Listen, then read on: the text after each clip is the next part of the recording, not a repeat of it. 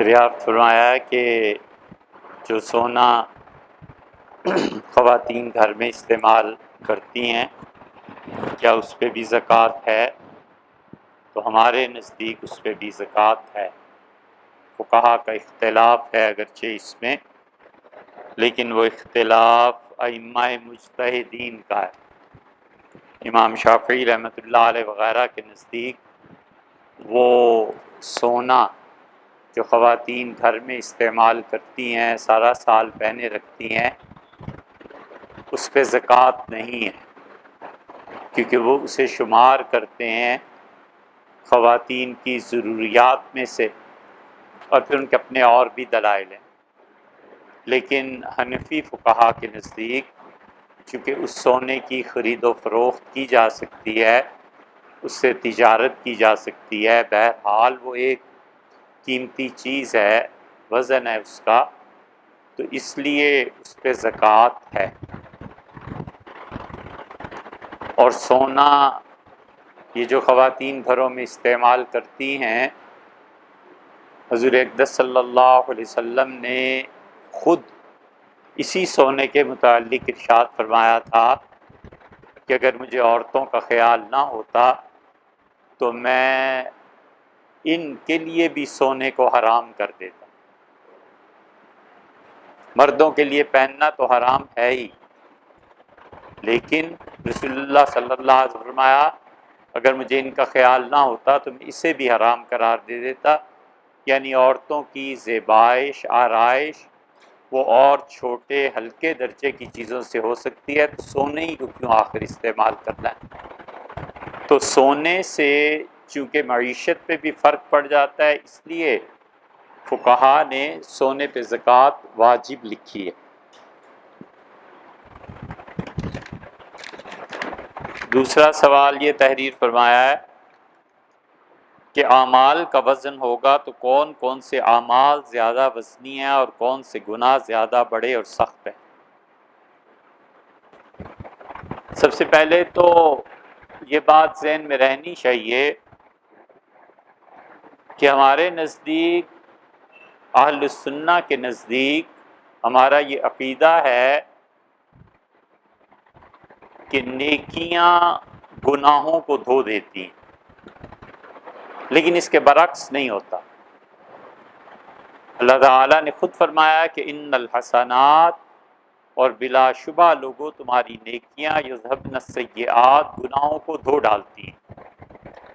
جتنا بڑا گناہ ہو جائے اتنی ہی بڑی کوئی آدمی نیکی بھی کر لے تو اس کا گناہ دھل جائے گا۔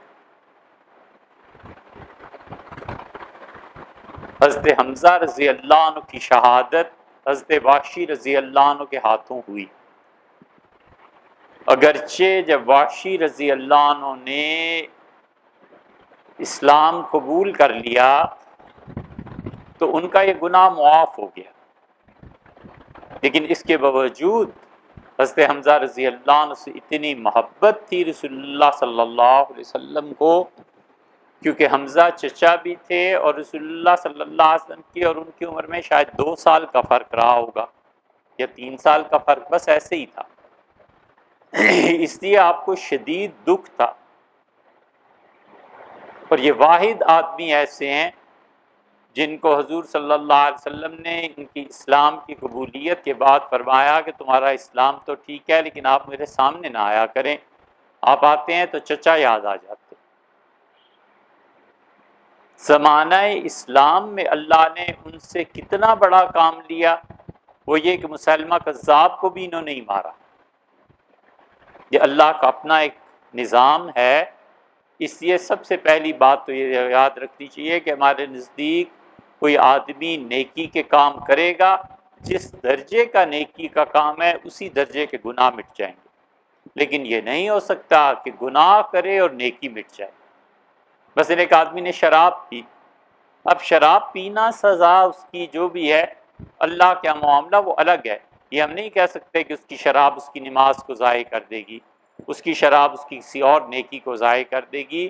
یہ اہل سنہ کے عقیدے میں بات شامل، یہ اہل تشیع کا عقیدہ ہے۔ وہ کہتے ہیں کہ گناہ جو ہیں وہ نیکیوں کو دھو دیتے ہیں، اور ہمارے ہاں جاہل وائز قسم کے لوگ یہ اس قسم کی باتیں کرتے ہیں، ہمارا عقیدہ یہ نہیں ہے۔ دوسری بات رہ گئی کہ اعمال کا وزن، وہ یقینی ہے، یہ اہل السنہ کے عقیدے میں داخل ہے بات، ہمارے نزدیک یقیناً اعمال کا وزن ہے۔ امت میں بہت سے گمراہ ایسے ہیں جو اب بھی موجود ہیں، ٹی وی پہ بھی آتے ہیں، ان گمراہوں کا میں کیا آپ سے نام لیں، لیکن ان کے نزدیک اعمال کا وزن نہیں۔ آج تک جتنے بھی یہ نئے نئے گمراہ اٹھ رہے ہیں نا، کوئی گمراہی ایسی ہم نے آج تک نہیں دیکھی جو پہلے نہ نبٹ چکے۔ یہ جتنے نئے سے نئے اعتراضات پیدا کرنے والے ہیں، ان سب کے پیشوا اور آبا پہلے گزر چکے۔ وجہ اس کی یہ ہے کہ امت میں اس وقت ذہین افراد دین میں آتے تھے، دین پڑھتے تھے، ان کی اپنی ذہانت سے جو اعتراضات جنم لیتے تھے اس وقت ان کے جوابات علماء دیتے تھے۔ اب خیر سے کوئی ذہین آدمی دین کی طرف آتا ہی نہیں، اب کوئی ذہین آدمی دین کو پڑھتا ہی نہیں۔ دنیا میں تھرڈ کلاس قسم کی ذہانت اگر پائی جاتی ہے تو مذہبی طبقے میں ہے۔ ہمارا مذہبی طبقہ ذہین ہوتا ہی نہیں، بس یہ تقسیم ہے۔ اب یہ خدا کی طرف سے سزا ہے یا ہمارے معاشرتی اقدار ایسی بن گئی ہیں، ذہین لوگ اسلام میں نہیں آتے، جو اور مرضی کریں۔ اس لیے ذہین لوگوں کے نہ آنے کی وجہ سے کوئی نیا اعتراض بھی پیدا نہیں ہوتا۔ یہ جتنے اسلام پہ اعتراض کرتے پھرتے ہیں نا، یہ سارے کے سارے کند ذہن تھرڈ کلاس کے لوگ ہیں جن کو ذہانت ہے ہی نہیں۔ ان سے پہلے جتنے ذہین تھے وہ اسلام پر اعتراضات، اور مزے کی بات یہ کہ اس کے جوابات بھی لکھ کے، خود ہی اعتراض کیا، خود ہی جواب بھی لکھ دیا۔ اور ایسے ملحد بھی تھے جنہوں نے اعتراضات پہ بھرپور کتابیں لکھی، اور بعد میں 1 صدی 2 صدی یا انہی کے معاصرین نے انہیں جواب بھی دے دیا۔ اس لیے کوئی نئی بات نہیں ہے۔ اعمال کا وزن ہمارے نزدیک ہے، یا اہل سنہ کے عقیدے میں داخل ہے۔ وزن ہوگا کیسے؟ مثلا ایک آدمی نے نماز پڑھی، اسے 1000 نیکی اللہ نے دی، اس نیکی کا وزن کیا؟ حقیقی صورتحال تو اللہ تعالی ہی جانتے ہیں، لیکن کچھ لوگوں کا خیال یہ ہے کہ یہ جو نماز اس نے پڑھی تو 1000 ریت کے ذرے جمع ہو گئے۔ ذرہ کس کو کہتے ہیں؟ یہ جو عام زندگی میں انسان دیکھتا ہے، ریت کا، مٹی کا ذرہ، مثقال ذرۃ، کیونکہ قرآن نے ذرہ کا لفظ استعمال کیا ہے، اس لیے اہل سنہ کہتے ہیں کہ یہ ذرات ہیں جو قیامت میں جمع ہوں گے اور پھر اس پہ تولا جائے گا۔ ذرہ عربی زبان میں سرخ چیونٹی کو بھی کہتے ہیں، کہ چیونٹی کے برابر بھی اگر کوئی چیز ہے نا تو بھی وہ تلے گی۔ تو اہل سنہ ہی میں سے یہ حضرات ہیں جو کہتے ہیں کہ چیونٹیوں کے حساب سے، مثلا چیونٹی کا وزن جتنا بھی ہوگا، 1000 نیکیاں تو 1000 چیونٹیوں کے وزن کے برابر ہو جائے گی۔ لیکن معتزلہ، قدماء میں اور اب جدید دور کے بعض مفکرین کہتے ہیں کہ اعمال کا وزن سرے سے ہے ہی نہیں، ہم اسے گمراہی سمجھتے ہیں۔ رہ گئی یہ بات دوسری آپ کی کہ کون سے اعمال زیادہ وزنی ہوں گے، تو حضور صلی اللہ علیہ وسلم نے فرمایا، میں نے اپنی امت کے اعمال کو دیکھا کہ معراج کی شب میں سب سے چھوٹی نیکی بھی دیکھی، اور وہ یہ تھی کہ کسی آدمی نے ایک تنکا یا کوئی خراب چیز مسجد سے اٹھا کر باہر پھینک دی کہ اللہ کا گھر صاف رہے۔ اور آپ نے فرمایا، میں نے اس سے بڑا گناہ کوئی نہیں دیکھا کہ کسی انسان نے قرآن کو پڑھا اور پھر اسے پڑھنا ہی بھول گیا۔ اور آپ نے فرمایا پھر جس نے قرآن کو یاد کیا، میں نے اس سے بڑا گناہ نہیں دیکھا کہ اس نے بھلا دیا ہو، اور قیامت میں نے اسے دیکھا، اسے کوڑی کی صورت میں اٹھایا گیا، یعنی اس کے جسم پہ کوڑ تھا، جزام تھا۔ قرآن پڑھے کوئی حفظ سے یا ناظرہ، لیکن اتنا بھلا دے پھر ناظرہ قرآن بھی نہ اس سے پڑھا جائے، رسول اللہ صلی اللہ علیہ وسلم، میں نے اس سے بڑا گناہ اپنی امت کا نہیں دیکھا۔ اور اسی وجہ سے جو لوگ قرآن پاک پڑھ سکتے ہیں، یا ہر مسلمان کے لیے سال میں 2 مرتبہ قرآن پاک کا پڑھنا یہ سنت موقدہ ہے۔ آدمی کو چاہیے کہ رمضان میں وقت نکال کے اگر 2 مرتبہ پڑھ لے نا تو آئندہ رمضان تک اگر قرآن اس نے نہیں کھولا نہیں پڑھا تو اس پہ گناہ نہیں ہے، اگرچہ ہے یہ بہت غیر مناسب بات، لیکن فتوے کی روح سے ہم یہ نہیں کہتے کہ وہ گناہ گار ہے۔ ہر آدمی کو چاہیے کہ 2 مرتبہ قرآن پاک پڑھ لے۔ تیسرا سوال اسی ایک میں دوسرے میں تیسرا آپ نے یہ کر دیا کہ کون سے گناہ زیادہ بڑے سخت ہیں؟ لوگوں کے حقوق کا مارنا، لوگوں کو ایذا دینا، راستوں کو تنگ کرنا، گاڑیوں کی غلط پارکنگ کرنا، بلا ضرورت ہارن بجانا، یہ بڑے گناہ۔ اور بھی بڑے گناہ بتائیں؟ راستوں میں دروازوں پہ کھڑے ہو کے باتیں کرنا تاکہ جو آدمی آ رہا ہے رک رہا ہے، یہ عورتیں گناہ کرتی ہیں۔ انہیں سمجھانا چاہیے کہ جو راستے پہ کھڑی ہو جاتی ہو نا، گھر کے دروازے پہ آ کے پتہ نہیں کتنے گھنٹے کی ملاقات ہے، اس کے باوجود دروازے پہ رک کے 4 باتیں کرنا ضروری ہیں، یہ بہت بڑا گناہ ہے، یہ کبیرہ گناہوں میں سے ہے۔ راستوں کا روکنا ہے، ہاں، راستوں کا روکنا اتنا بڑا گناہ ہے کہ صحابہ کرام رضی اللہ عنہ کہتے ہیں ہم جہاد کر کے واپس آ رہے تھے اور لوگوں نے مغرب کی نماز میں وضو کرنا تھا، جلدی جلدی ہر ایک نے سامان رکھ دیا، پانی کی طرف چلے گئے۔ میں نے آ کے عرض کیا، ابو سعید رضی اللہ عنہ کہتے ہیں میں نے عرض کیا اللہ کے رسول یہ راستہ رک گیا ہے۔ تو حضرت رسالت مآب صلی اللہ علیہ وسلم نے فرمایا میری طرف سے جا کے اعلان کرو اور کہو کہ جس نے راستہ روک دیا ہے فلا جہاد لہ، اس سے اپنی جہاد کا ثواب غارت کر دیا، ختم ہو گیا۔ اتنا بڑا گناہ ہے۔ اب آپ کہیں گے کہ گناہ نیکیوں کو ضائع کرتے ہیں، یا آپ کے عقیدے کے خلاف حدیث ہے، اس کی تشریح ہم کر چکے۔ اتنا بڑا گناہ ہے لوگوں کے راستوں کا روکنا، غلط پارکنگ کرنا۔ ایسے ہی بڑے گناہوں میں سے لوگوں کے جو حقوق ہیں پورے نہ کرنا۔ اپنے گھر میں 10 سویٹر رکھے ہوئے ہیں اور ہمسایہ سردی سے کانپ رہا ہے، اللہ کو جواب دینا ہے کہ نہیں؟ شہر میں بھوک پڑی ہوئی ہے، مرگی پڑی ہوئی ہے، مر رہے ہیں لوگ، اور اس سے کروڑوں روپے اپنے بینک پہ رکھے ہوئے ہیں، کس وجہ سے؟ یہ خدا کے یہاں بہت بڑے گناہ ہیں۔ حضور صلی اللہ علیہ وسلم نے فرمایا تمہاری بستی میں اگر ایک آدمی بھوکا سو گیا تو اللہ کہتا ہے کہ میں نے 2 چیزیں تم سے واپس لے لی ہیں، تمہارا امن و امان، تمہاری زندگی کی کوئی گارنٹی نہیں، اور رسول اللہ صلی اللہ علیہ وسلم نے فرمایا دوسرے اللہ کہتا ہے برکتوں کو میں اٹھا لیتا ہوں اگر ایک آدمی بھوکا سو۔ یہ بڑے گناہ۔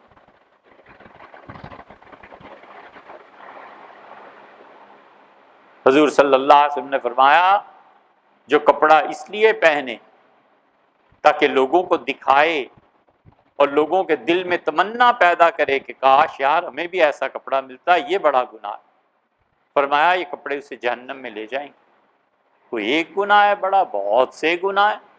لوگوں کے دلوں کو توڑنا، لوگوں کا خیال نہ کرنا، اللہ کے بندوں کے حقوق ضائع کر دینا، نیند خراب کرنا لوگوں کا، بہت بڑا گناہ۔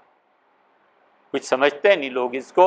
اپنے کمرے میں اونچی آواز سے کوئی چیز ریڈیو ٹی وی لگا لینا، 7 کمرے میں لوگ ڈسٹرب ہو رہے ہیں، لوگوں کے آرام کا وقت ہے۔ رسول اللہ صلی اللہ علیہ وسلم اللہ نے منع فرما دیا قرآن میں۔ اللہ نے کہا 3 مرتبہ دستک دو اور اگر تمہیں جواب نہ آئے فرجعوا، لوٹ جاؤ، مت اصرار کرو ملنے پہ۔ یہ بہت بڑا گناہ۔ بلا وجہ لوگوں کو فون کر کے تنگ کرنا، یہ قیامت میں جب سامنے آئیں گے تو پتہ چلے گا کہ ہم نے اپنی چھوٹی چھوٹی حرکتوں سے عاقبت برباد کر لی۔ فون مختصر بات کے لیے، فون کوئی ضرورت کے تحت ہوتا ہے، یہ تھوڑا ہی ہے کہ رانگ نمبر جان بوجھ کے ملائے جائیں، لوگوں کو تنگ کیا جائے۔ یہ گناہ ہیں جو لے ڈوبتے ہیں۔ ان ساری چیزوں میں ایک بنیاد یاد رکھنی چاہیے۔ سیدنا علی رضی اللہ عنہ سے بہت دہراتے تھے۔ حضرت رسالت پناہ صلی اللہ علیہ وسلم نے فرمایا لوگوں زبان سے نکلا ہوا ایک جملہ کبھی کبھی اللہ سے ایسا فیصلہ تمہارا کرا دیتا ہے کہ ساری زندگی کے لیے تم بدبخت شمار ہوتے ہو، عمر بھر کے لیے محرومی ہو جاتی۔ حضور صلی اللہ علیہ وسلم نے فرمایا بندہ ایک جملہ کہتا ہے اپنی تقریر میں، اللہ کہتا ہے میں اپنی اس بندے کی اس جملے سے اتنا خوش ہوں کہ فرشتوں اسے لکھو، اور اجر یومن القاک فی، جس دن مجھے ملے گا میں اسے اجر دوں گا، اس کا کوئی اجر آج نہیں ہے، میں جب ملوں گا تو اسے بتاؤں گا میں تمہاری اس بات سے کتنا خوش ہوا۔ اور اسی طرح اللہ کہتا ہے اس جملے کو لکھو اور اس کا کوئی عذاب نہیں ہے، جب ملوں گا تو میں اسے بتاؤں گا کہ تمہاری اس بات سے ہم کتنے ناراض ہیں۔ یہ ہیں بنیاد۔ حروف ابجد کی حقیقت کیا ہے؟ ان اعداد و شمار سے لوگ پیشن گوئیاں کرتے ہیں، آج کے دور میں اس علم کا وجود باقی ہے۔ اے بھیا ہم سے اس کا کیا تعلق ہے؟ ہم سے تو کوئی دینی مسئلہ آپ پوچھیں کہ پاکی ناپاکی خوشیریت کا مسئلہ، یہ تو خالصتاً علم نجوم سے تعلق رکھتی ہے چیز، لیکن اب آپ نے لکھا ہے تو مختصر سی بات یہ ہے کہ حروف ابجد ہیں، ان حروف کی اپنی ایک زبان ہے۔ جب زمانے میں گناہ زیادہ نہیں ہوتے تھے نا تو یہ حروف بولا کرتے تھے، لام، پیش، نون، الف، با، یہ سب بولتے تھے، لوگوں سے باتیں کرتے تھے۔ مدتوں کروڑہا سال پہلے ایسی کیفیات تھی، اور پھر اس کو لکھا گیا۔ ابجد، حوز، حتی، کلمن، صافس، کرشت، ساخس، یہ 7 حروف جمع کیے گئے، اور ان 7 حروف کے متعلق کہتے ہیں کہ سب سے بڑے ماہر اس کے حضرت یونس علیہ السلام، حضرت ادریس علیہ السلام۔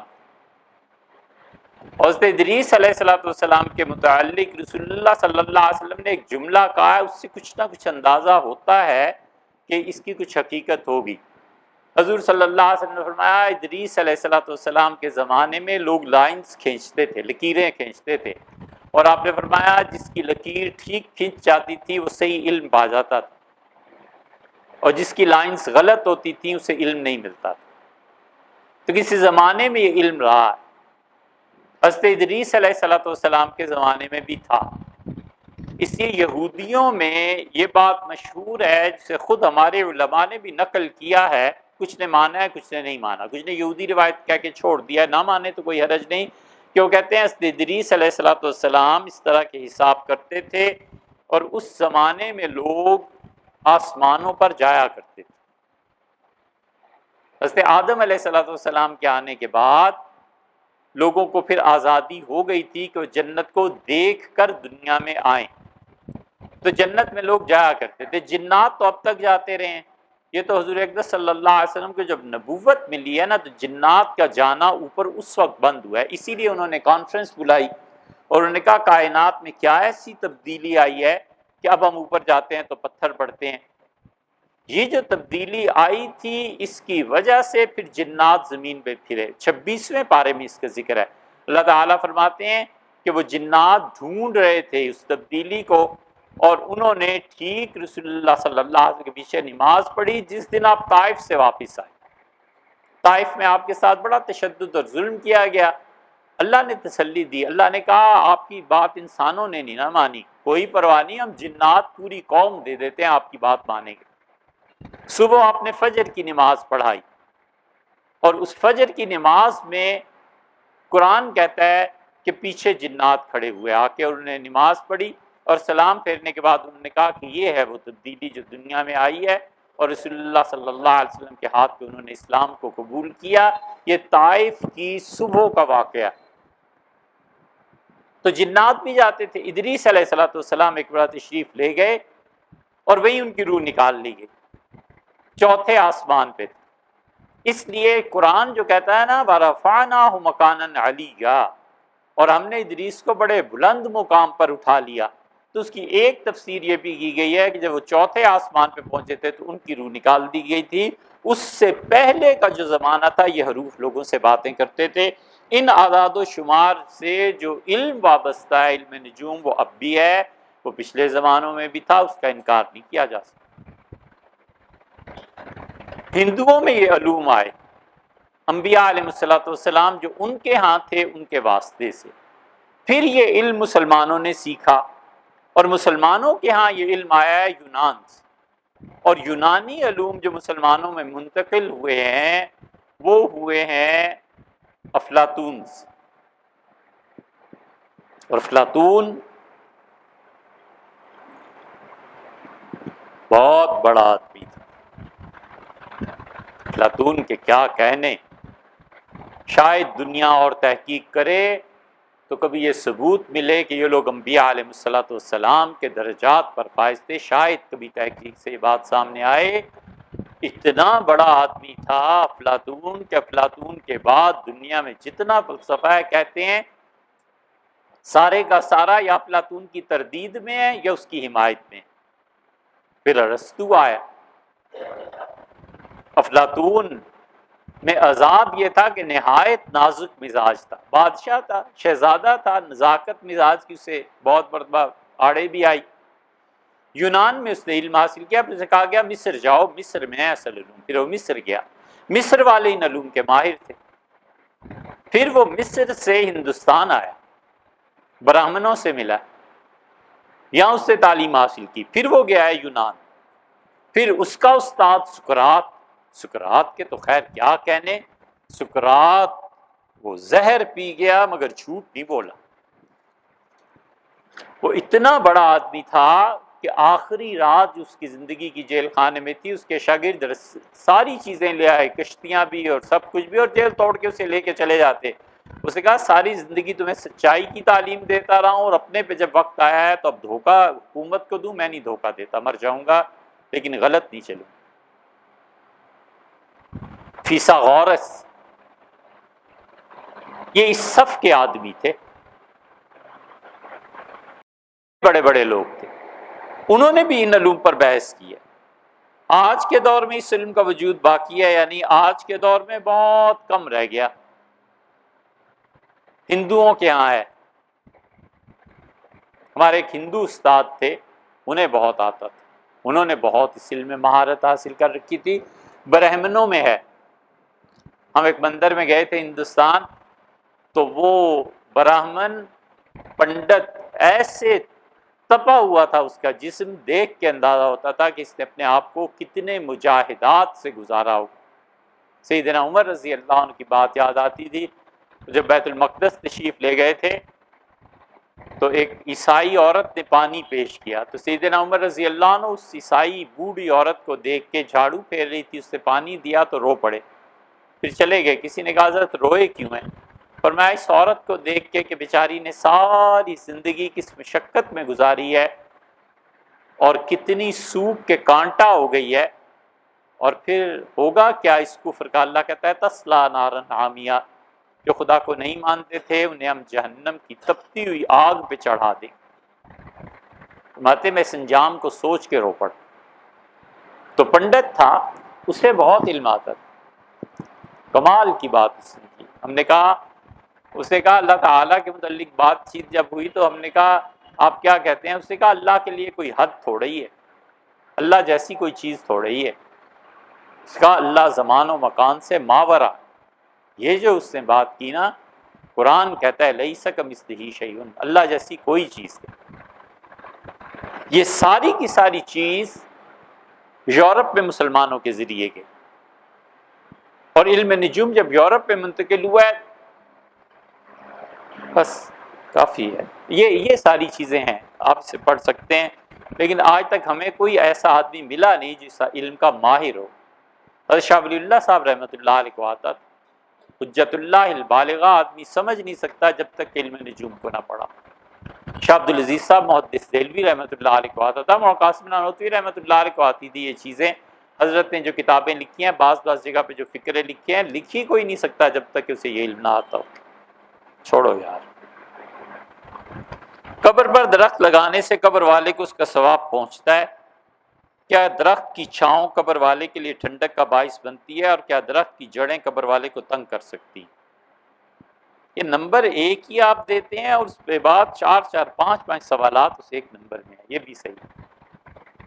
دیکھیے اصول کی بات تو یہاں سے چلتی ہے کہ رسول اللہ صلی اللہ علیہ وسلم جنت البقیع سے گزرے، اور آپ نے فرمایا ان دو کو عذاب ہو رہا ہے اور اس طرح ہے، اور آپ نے پھر 2 شاخیں منگوا کر لگائیں۔ اس کے بعد جو جملہ آپ نے فرمایا نا، اصل بحث یہاں سے شروع ہوتی ہے یہ دو شاخیں جو رسول اللہ صلی اللہ علیہ وسلم قبر پہ لگائی تھی، کیوں؟ امت میں علماء کی ایک رائے یہ ہے کہ آپ نے کہا کہ ان کے خشک ہونے سے پہلے پہلے ان کا عذاب اٹھ جائے گا، گویا علامت کے طور پہ لگائیں کہ 1 گھنٹہ 4 گھنٹے 1 دن 2 دن میں یہ خشک ہوتی ہیں، اس سے پہلے پہلے عذاب اٹھ جائے گا۔ اور دوسرا ترجمہ یہ کیا گیا ہے کہ رسول اللہ صلی اللہ علیہ وسلم 2 شاخیں لگائیں کہ ان کی وجہ سے ان کا عذاب کم ہوگا۔ یہ جو علماء ہیں ان میں حنفی فقہ کے بڑے بڑے رکن رکین، بڑے بڑے علماء، وہ کہتے ہیں کہ میت کی قبر پہ گھاس لگا دینی چاہیے، اس گھاس کی تسبیح سے، اللہ کی حمد و ثنا سے میت کو انس ہوتا ہے، میت کو فائدہ ہوتا ہے، میت کے گناہ کم ہوتے ہیں، میت کا عذاب معاف ہوتا ہے۔ اس لیے ہم یہ نہیں کہہ سکتے کہ بات بے اصل۔ اگر کوئی اپنے کسی بھی قبر پہ گھاس لگوا دیتا ہے، پودا لگوا دیتا ہے، پھول لگا دیتا ہے، کوئی حرج نہیں ہے، ان چیزوں کی وجہ سے اس کے عذاب میں کمی آئے یا میت کو انس محسوس ہونے لگے، یہ بے اصل بات نہیں ہے۔ حتیٰ کہ فتاوی عالمگیری میں لکھا ہے، یا عالمگیری فتاوی ایسے ہی نہیں ہے، اللہ روشن رکھے۔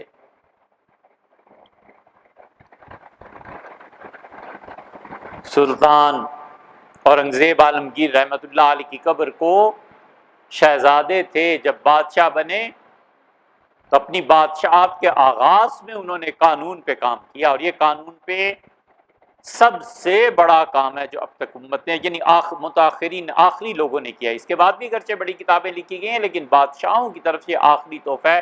1,80,00,000 روپیہ خرچ کیا۔ اورنگزیب رحمۃ اللہ علیہ کے زمانے کا، جب سونا 1 روپے چند آنے تولے ملا کرتا تھا، انہوں نے لکھا ہے کہ قبر پہ اگر گھاس لگائی جائے کوئی حرج نہیں۔ درخت کی چھاؤں قبر والے کے لیے ٹھنڈک کا باعث بنتی ہے، اس کی بھی کوئی اصل نہیں ہے۔ درخت کی چھاؤں سے اس قبر والے کو کچھ فائدہ ایسا نہیں ہے۔ درخت اللہ کو یاد کرے اور اس سے فائدہ پہنچے، ایک الگ بات۔ اس لیے کہ حضرت حسن رضی اللہ عنہ کی جو حسن 2 مرتبہ یہ واقعہ پیش آیا ہے۔ عبد الرحمن بن ابو بکر کے ساتھ پہلی مرتبہ پیش آیا۔ ام المومنین حضرت عائشہ رضی اللہ عنہ کو عبد الرحمن سے بڑی محبت تھی، بہت تعلق تھا اپنے اس بھائی سے۔ مسجد نبوی کے ممبر پر بیٹھ کر جب یزید کی طرف سے، یہ بنو امیہ کی طرف سے جو آدمی آیا تھا نا، اس نے کہا یزید کی بیعت کرو، تو عبد الرحمن بن ابو بکر کھڑے ہوئے۔ عبد الرحمن اتنے پختہ صحابی رضی اللہ عنہ تھے، فتح مکہ میں انہوں نے اسلام قبول کیا ہے، اس وقت تک کافر رہے ہیں، حضرت بکر رضی اللہ عنہ کے بیٹے تھے، بدر میں حضرت بکر رضی اللہ عنہ کے خلاف لڑے، اور عبد الرحمن رسول اللہ صلی اللہ علیہ وسلم کو حضرت بکر رضی اللہ عنہ کی نسبت سے بھی بڑا تعلق تھا۔ تو عبد الرحمن کا ہو گیا اچانک انتقال۔ عبد الرحمن رضی اللہ عنہ بیٹھے ہوئے تھے جب مسجد نبوی میں بات آئی، اور گورنر نے بیٹھ کے اعلان کیا کہ یزید کی بیعت۔ تو عبد الرحمن بن ابو بکر رضی اللہ عنہ بالکل یہ واحد آدمی ہے، اٹھ کھڑے ہوئے اور ان کا کوئی بیعت نہیں ہے، کس یزید کی بیعت کریں، خلافت شورا میں رہے گی۔ اس نے کہا سنت ابی بکر و عمر، ابو بکر اور عمر کی سنت ہے، اس پہ تو وہ بالکل کہتے ہیں نا صحیح معنی میں انہیں غصہ آیا۔ ان کا سنت کسرا و قیصر، کسرا اور قیصر کی سنت ہے عیسائیوں کی۔ ابو بکر اور عمر دونوں نے اپنی اولادوں کو خلافتیں نہیں دی، اور دونوں نے شورا کو رکھا ہے، دونوں نے ایسے کیا ہے۔ اس نے کہا تم ہو جس کے متعلق قرآن نے کہا ہے کہ بھائی لکامن، اس کے ماں باپ فریاد کرتے ہیں کہ ارے بدبخت ایمان لے آ۔ انہوں نے کہا میں اس کو جانتا ہوں جس کے متعلق قرآن نے کہا۔ وہ اترا اور اس سے فوج کو کہا پکڑو۔ عبد الرحمن رضی اللہ عنہ بھاگے فوج سے، اور اس سے عائشہ رضی اللہ عنہ ام المومنین نے دروازہ کھول دیا، رسول اللہ صلی اللہ علیہ وسلم قبر شریف کے اندر چلے گئے۔ اس سے عائشہ رضی اللہ عنہ دروازے پہ آ گئی، اور ان کا گورنر میں تمہیں بتاؤں اس کا نام جس پر اللہ نے یہ آیت نازل کی ہے، میں اس کو اور اس کے باپ کو بھی جانتی ہوں، میں اس کو بھی جانتی ہوں جو بھی پیدا بھی نہیں ہوا تھا اور جو بھی اپنی باپ سے ماں کی طرف بھی نہیں آیا تھا، اور اللہ نے ان پہ لعنت کی تھی۔ میں بتاؤں نام لوں؟ گورنر چپ ہو گیا۔ اور پھر حضرت عائشہ رضی اللہ عنہ نے اپنے بھائی کی بڑی تعریف کی۔ عبد الرحمن کا ہو گیا اچانک انتقال۔ حضرت عائشہ رضی اللہ عنہ کو پورا شبہ تھا کہ میرے بھائی کو کسی نے زہر دے دیا ہے۔ قبر جب بنی تو ام المومنین عائشہ رضی اللہ عنہ تشریف لائیں اور کہا میرے بھائی کی قبر پہ خیمہ لگا دو، میرے بھائی کو دھوپ تنگ نہ کرے۔ عبداللہ ابن عمر رضی اللہ عنہ جب گزرے تو ان کا خیمہ اتار دو۔ لوگوں نے کہا حضرت وہ تو ام المومنین نے لگوایا۔ انہوں نے کہا یضلہ عملہ، ام المومنین کو کہنا، عبداللہ کہتا تھا کہ عبد الرحمن پر سایہ اس کی نیکیاں کریں گی، اس طرح اس کا کچھ فائدہ نہیں۔ ام المومنین رضی اللہ عنہ نے سنا، پھر چپ ہو گئی، اس لیے اس سائے کا کچھ ایسی بات ہے نہیں۔ یہ دوبارہ پیش آیا، حضرت حسن رضی اللہ عنہ کی جو اہلیہ تھی وہ قبر پہ جا کے بیٹھ گئی تھی، 1 سال تک بیٹھی رہیں اس غم میں جو انہیں اپنے شوہر سے تھا، تعلق میں۔ جب وہ اٹھی ہیں تو کسی نے آواز دی اور اس نے کہا جس کے لیے 1 سال بیٹھی رہی ہے، کیا اس نے اسے زندہ کر دیا؟ کیا اس سے پا لیا لوگوں نے جس چیز کو کھویا تھا؟ تو اس بات کو پھر مانا نہیں صحابہ کرام رضی اللہ عنہ۔ درخت کی جڑیں قبر والے کو کوئی تنگ نہیں کرتی بھیا، یہ باتیں الگ ہیں، وہ اور چیز ہے جن کو تنگ کرتی ہیں، اور جو اس درجے کے لوگ ہوتے ہیں نا وہ معاملہ ہی کچھ اور ہے۔ جو لوگ فوت ہو گئے ہم اکثر ان کو خواب میں ملاقات کر کے ان سے حال جانتے ہیں اور بعض اوقات چند ادھورے معاملات بھی طے کرتے ہیں۔ بالکل ٹھیک ہے، ایسے ہوتا ہے، یہ کوئی ایسی بات نہیں ہے اسے نہ مانا جائے۔ صحابہ رضی اللہ عنہ میں بھی ہوتا تھا۔ حضور صلی اللہ علیہ وسلم کے ساتھ یہ جو عہد میں صحابہ رضی اللہ عنہ تھے، بعض بدری صحابہ کرام رضی اللہ عنہ نے بعض سے آ کے کہا کہ وہ جو جنگ پہ اب جا رہے ہو نا تو ہم سے جنت میں ملو گے، یہاں اعلان ہو گیا ہے تمہارے متعلق کہ شہید ہے اور آ رہا ہے، یہ ہو جاتا ہے۔ پھر کیا ہوا؟ کوئی شخص زندہ ہے لیکن ناراضگی اور اختلاف کی وجہ سے آپ سے دور ہے، مجھ سے کیا اس سے خواب کے ذریعے ملاقات کر کے گلے شکوے دور کیے جا سکتے ہیں؟ کیسے؟ اے بھیا یہ باتیں ہیں ساری جن کا تعلق عالم ارواح سے ہے، ہم ان کی نفی نہیں کرتے۔ اگر آپ کو زیادہ تفصیلات پڑھنی ہو تو ابن قیم رحمۃ اللہ علیہ کی کتاب الروح پڑھ لیجئے۔ اصول کی پہلی بات یہ عرض کریں آپ سے کہ اللہ تعالیٰ بعض اوقات اپنی تقدیر کو خواب میں نافذ کر دیتا ہے۔ ایک آدمی نے شراب پینی تھی، نیک ہو گیا، متقی پرہیزگار ہو گیا، اس کی تقدیر میں لکھا تھا کہ اس نے شراب پینی ہے، وہ اپنے آپ کو خواب میں دیکھتا ہے کہ میں شراب پی رہا ہوں۔ اللہ کی وہ تقدیر عالم خلق کی بجائے عالم امر میں اس پہ پوری ہو گئی، شراب بھی نہیں پی، گناہ بھی نہیں ہوا اور گزر گئی بات۔ دوسری بات یہ ہے کہ بعض اوقات اللہ تعالیٰ جن لوگوں کو اپنا قرب حقیقتاً نصیب فرماتا ہے نا، جو کوتاہیاں ہو گئی ہوتی ہیں تو جس سے معافی مانگنی ہوتی ہے، اس کو خواب میں جا کر مل لیتے ہیں کبھی کہ مجھے معاف کر دو، میں نے یہ زیادتی تمہارے ساتھ کی تھی۔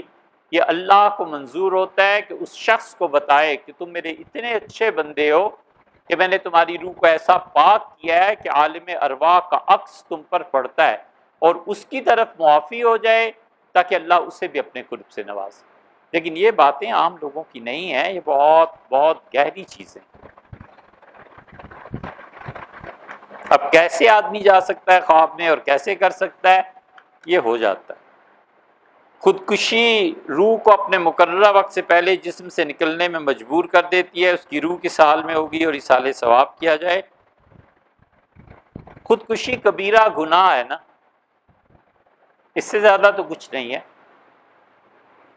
تو جو شخص کبیرہ گناہ کر کے مرا ہے وہ تو زیادہ مستحق ہے اس بات کا کہ آپ اس کے لیے ایصال ثواب کریں، جیسے اور کبائر کے مرتکب حضرات کے لیے آپ ایصال ثواب کرتے ہیں، اس کے لیے بھی کیجئے۔ قرآن کریم پڑھیے، اس کی طرف سے صدقہ دیجئے، اللہ تعالیٰ کبھی توفیق بخشے تو کچھ پڑھ کے کچھ خیرات کر کے اللہ سے یہ عرض کیجئے کہ اللہ جتنے بھی خودکشی کر چکے اس امت میں سب کو معاف کر، یہ سب کو اللہ اس کا ایصال ثواب کرتا ہوں، پھر کیا حرج۔ آپ کبھی اس کے لیے اصالِ ثواب کیجئے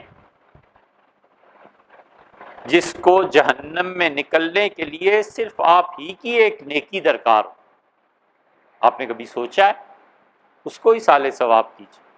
آپ جتنا اللہ کی مخلوق کے ساتھ زندہ ہو یا مردہ رحمت کا معاملہ کریں گے، اللہ اتنی مہربانی کرے گا. حضور صلی اللہ علیہ وسلم ارحموا من فی الارض، اللہ کہتا ہے زمین والوں پہ رحم کرو. یرحمکم من فی السماء، وہاں سے مہربانی ہوگی اللہ کی طرف سے. ایکسیڈنٹ کے ذریعے ہو جانے والی اموات میں اچانک مقررہ وقت سے پہلے روح جسم چھوڑنے پر بڑی تکلیف دہ طریقے پہ مجبور ہو جاتی ہے. یہ دونوں میں جو آپ نے لکھا ہے وقت مقررہ، تو وقت مقررہ سے پہلے اس نے کیسے چھوڑ دیا؟ اس کا وہی وقت مقرر تھا. دیکھیں نا، اللہ نے اس کو وہی وقت مقرر کر رکھا تھا نا، وقت مقررہ سے پہلے کیسے چھوڑ گئی؟ یہ کہیے کہ اس نے جو طریقہ اختیار کیا یا اس پہ نافذ ہوا، وہ طریقہ ہمارے نزدیک تکلیف دہ تھا. اب یہ طریقہ اس کا تقدیر میں تھا اور اللہ نے طے کیا تھا. یہ وہ راز ہے جو جنت میں سب سے پہلے کھولا جائے گا. اس کو دنیا میں کوئی نہیں سمجھ سکتا. اچانک موت ہو گئی تو کیا اس طرح وفات پانے والا شہید ہوتا ہے؟ بالکل اچانک موت شہادت کی ہوتی ہے. اور حضور صلی اللہ علیہ وسلم نے اصول کی بات ارشاد فرما دی. نبی کریم صلی اللہ علیہ وسلم نے فرمایا اچانک موت مومن کے لیے راحت ہے، خوشخبری کی بات ہے، شہادت ہے. 37 قسم کے جو شہداء لکھے گئے ہیں ان میں سے ایک ہے یہ بھی. نزع کی تکلیف سے بچ گیا نا. اور آپ نے فرمایا کافر کے لیے عذاب ہے کہ اس کو ایمان لانے کا موقع نہیں ملا.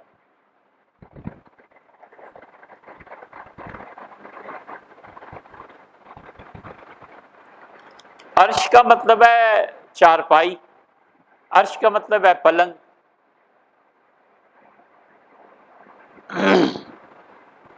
بچوں کے نام ایسے نہیں رکھنے چاہیے. نام ہمیشہ وہ رکھنے چاہیے جو اسلاف میں اللہ کے نیک بندوں کے نام گزرے ہیں. صحابہ کرام رضی اللہ عنہ کے نام، تابعین کے نام.